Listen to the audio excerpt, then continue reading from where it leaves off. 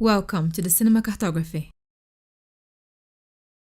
We would like to thank Masterworks for sponsoring this video. Masterworks IO is the only platform that gives all types of investors from around the world access to the exclusive art world. Fine art has historically appreciated at 14% a year, compared to the S&P 500's return of 9.5% since 1995. And on top of that, the $1.7 trillion held in art is estimated to grow by another $1 trillion over the next 5 years.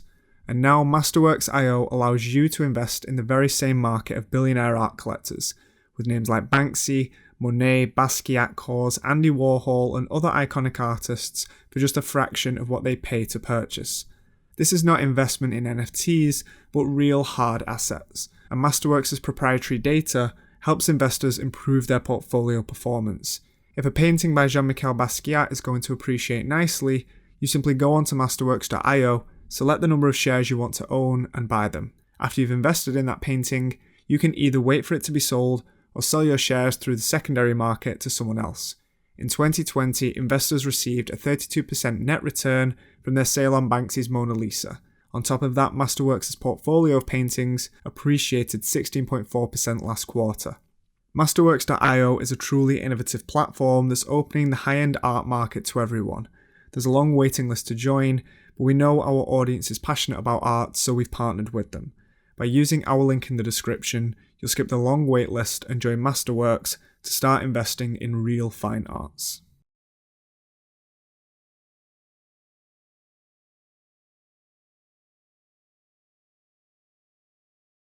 How long can this go on for? As of right now, you're watching the Cinematography for the last time. And for this piece, I'd like to talk specifically to you. The person listening to this, I would like to address you individually. I know it's very difficult for people to take things seriously on the internet, but if I could just hold your attention for a little while.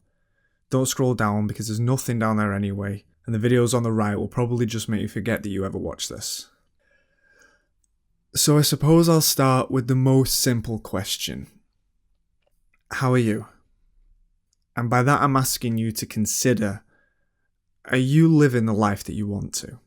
Are you making the choices to perform the tasks in life that you truly want to do?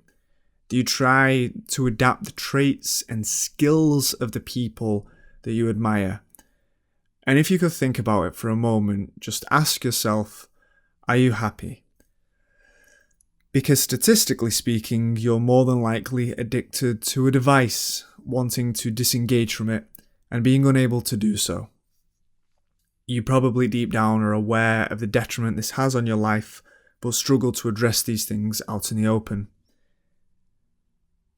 Probably agreeing with all of the arguments against it, but still not being able to apply it to your own life. And the issue then becomes, rather than dealing with this issue head on, we collectively allow it to pervade even more, infecting our culture with all of the things we don't want and hindering our future potential. Until we're enveloped in an epoch where our viewpoints are becoming more and more funneled into a perspective that we don't even like, but we accept. Why? There's a big, bright world out there, and most of us have only seen it through a screen. But in our minds, it's disappearing. But in reality, it's not. It's just that on the internet, everything is dead.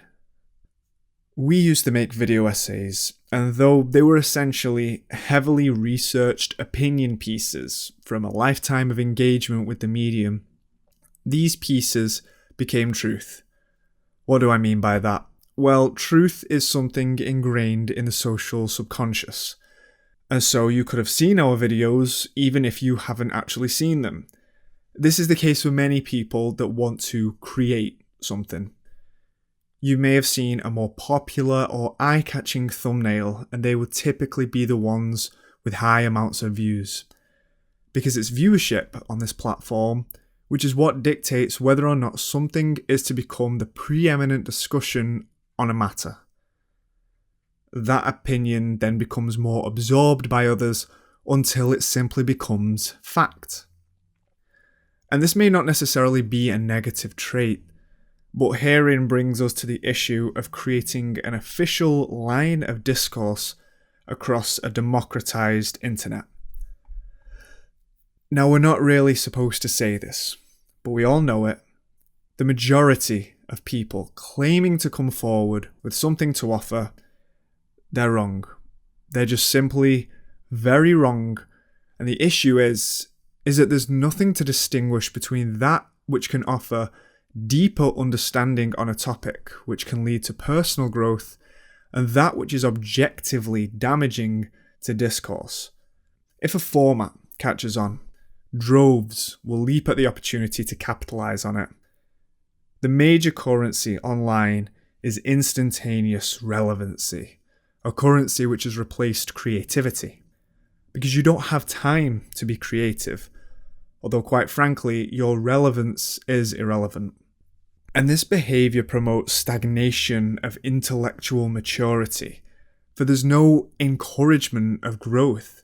If anything, the mindset expected is exclusively present orientated, to live in the zeitgeist of the immediate, willing to morph and shape oneself into any form, so long as they can capture the attention of the masses, rather than raising the esteem and potential of whomever may choose to engage. And from there, what becomes standard? It's people that have run out of things to say. For it's these people that are the harbingers and purveyors of a new truth. And whether intentionally or unintentionally, they disguise their self-servant choices as a content provider, as something beneficial for society. But it's all a veneer. Everything, absolutely everything, is manipulated as not to appear manipulative on the internet. It's all just persona management.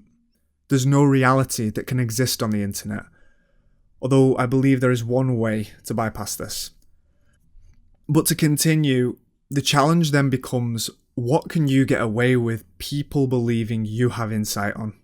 And before you know it, anyone can make a video about anything. Just make sure you can squeeze some sponsorship in at the beginning so that you can fund whatever your next venture is. Welcome to the age of the zero, where to join the club, you only have to celebrate in the absolute meaningless thought, where all philosophizing, gesticulation, and any effort behind it is put into something knowingly useless. This is not work made from passion. This is the ego on full display, articulating the mass mania of our time. We're living in the shadow of creativity. Rather than exercising our individuation upon artworks, we'd rather collate evidence from large collectives, those people which are now claiming to be truth. And whereas Duchamp placed his urinal unexplained in the gallery, we are now endlessly pausing the trajectory of art by requiring precise explanations for all decisions ever made. What is its purpose? Where does it stand politically? What were the ethics of its creator? All valid questions. But also a hyper-focus has been attributed towards this attitude and away from the message of the art.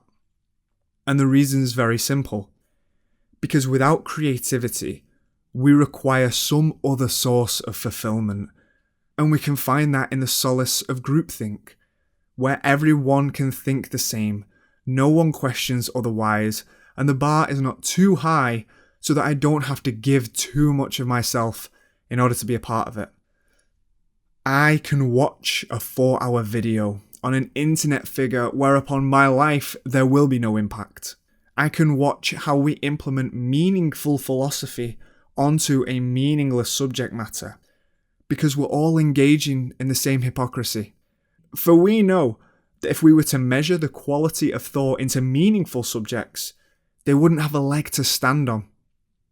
And this is where one discovers the primary issue with the internet. It's nothing but a graveyard. A place for ideas to die. There's no development of an idea. It's there to be latched onto and exploited until it becomes a relic. Something which it's capable of doing almost instantaneously. Your legacy is in constant battle with the now. And the now is insatiable and it's gluttonous. It knows what it shouldn't have, but it just can't help itself. And when you grant yourself everything, you will enjoy nothing. Stagnation breeds repetition, and it's one of the primary issues concerning the death of creativity. A chasm of creative output will inevitably result in reduction of people's critical thinking. All of these elements are intertwined with one another, and the only way to bypass the deterioration of the internet as it presently stands, there is but one way. To return to reality, you must accept that there's none to be found here.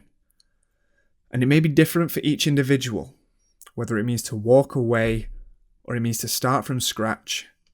Everything must die on the internet. And the only truth this can be found in is in you. For it's all you. Everything here is for you. But which you is going to accept the task? There's the choice to be on Instagram over a gallery, to invest in immaterial disposability rather than donate to a museum, and to watch content rather than create something of your own. Find who you are, because there's no way to know when you shield yourself with noise and ego, all of that which is dispensable. We've lost so much of our humanity. We feel the need to identify in camps and spheres that don't even exist. If all this were to disappear, it wouldn't make a difference. Our living, our life, is only highlighted by our own mortality. One day, we're going to die, and everything we leave behind is the foundation for all that follows. We need to return to achieve our maximum potential and accept the sacrifices from our own vices for a true betterment of the world through this reclamation of the self. We all have a choice, but if you choose to engage in this insincere realm of false perception and ego-induced hysteria, then you don't need to consider what it would be to die on the internet, because you've chosen to live a dual life, and the real you died long ago.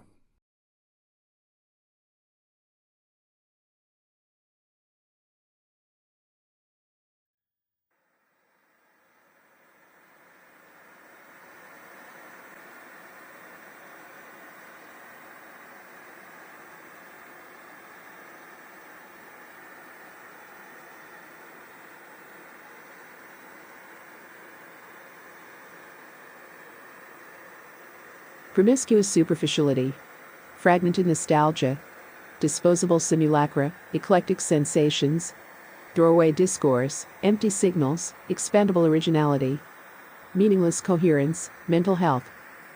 I can say a bunch of words in a lot of different orders. I can rearrange an abundance of words for you. Would you stay longer if I rearrange those words the way you like? Would you like this video?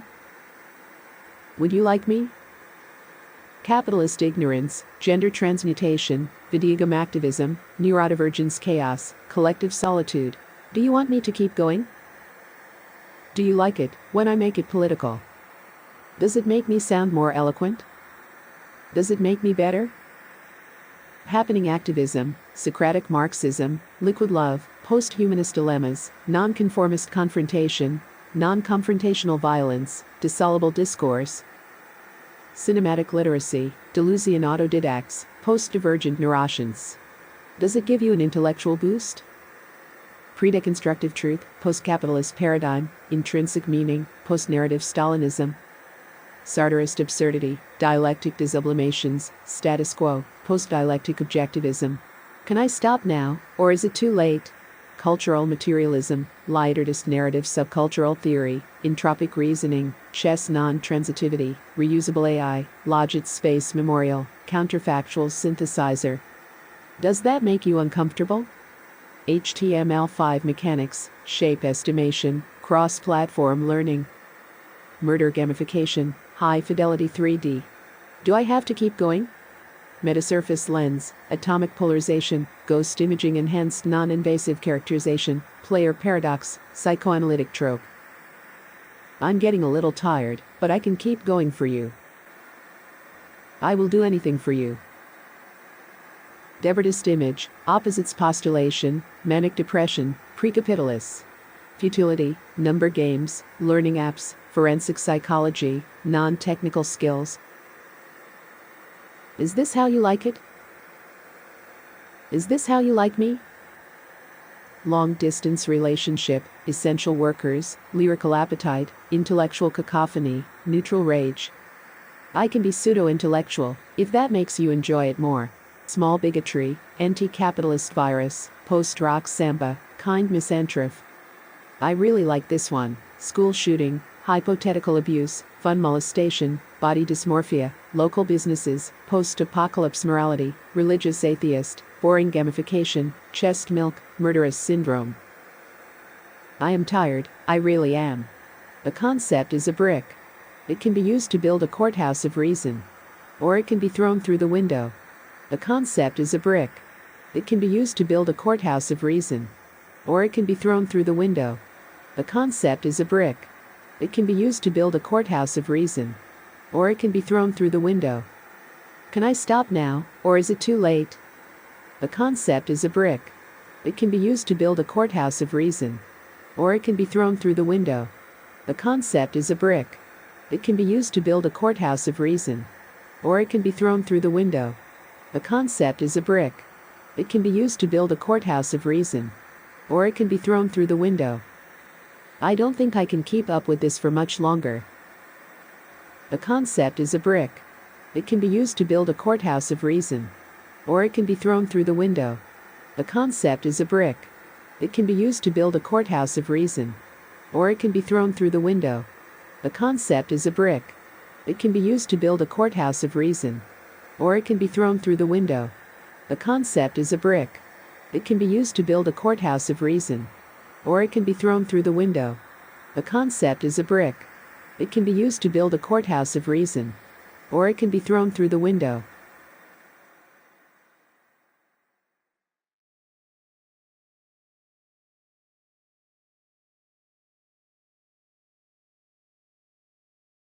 It's a weird one. Because I am fine. Yeah. Like, I'm fine. And I just think, what am I supposed to do about this? Because the whole point that we're creating art, I'm creating art for myself, and I want people to see it, whether they like it or not. I'm not really concerned about what they think about it. As long as I know that I'm making it for myself, I'll be alright. But I do have this irritation in me about trying to make people see the truth behind things, because I'm grumpy and stubborn and I don't like stupidity. And because of that, I'm dying to grab people and point out their hypocrisy, because it's something I hate. I just don't like this. I'm trying to think of another word other than insincerity, because we keep using it, but just this fakeness about everything, and it's so blatant. It's so obvious how much people act and want to put on a persona. Just the very idea of how similar the entire world is now, of how every culture is just melting into one. Things have to end, I think. Yeah, I agree, and that's what I was saying earlier. It's like we could literally sit here for the rest of the night and talk about this. We could talk about this the next day, because the thing is, whether we stopped, whether we carried on, the majority of people are still going to engage in this. Even if everyone in the world heard this conversation, still the vast majority of them would carry on. We know it's true. It will hit a handful of people. It will resonate with a handful of people. And they'll go off and they'll do their own thing, literally just their own thing. Yeah, just look outside how beautiful this tree is, seriously. I know, yeah. Because I'm looking at it as we're talking about it, and it is a perfect example of cycles as well.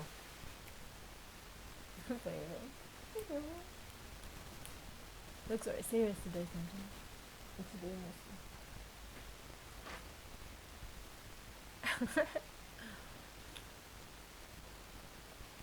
The wind is blowing in the tree, and we see all the leaves falling off, and that's what's actually happening right in front of us right now. And it's really, really, really beautiful. I often ask myself why people are so scared of nature, because a lot of this security that people want is because they're scared of nature.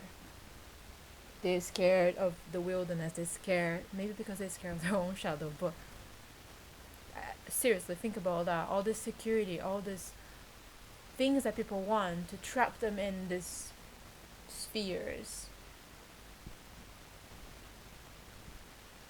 I think it's very telling if the natural world is outside of our comfort zone. Yeah, we are part of it. We're supposed to be part of the natural world, really.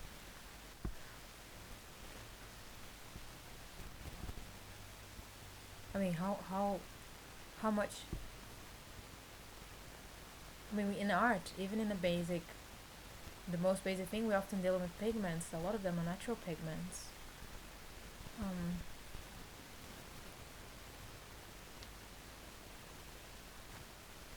How are you feeling?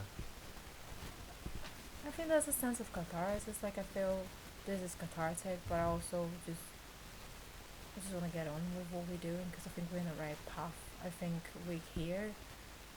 I don't think we're meant to be to evangelize people about things. I think we're meant to do what we want to do and pursue what we're doing.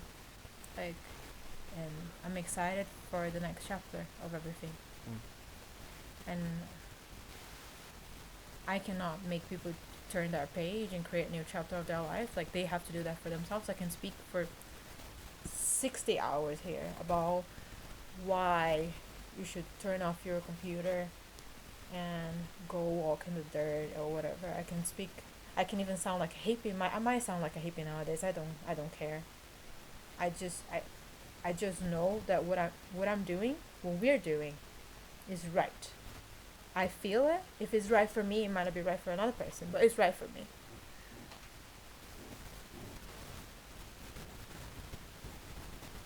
I miss tactility. For so long I was missing those things, and real, the real, you know.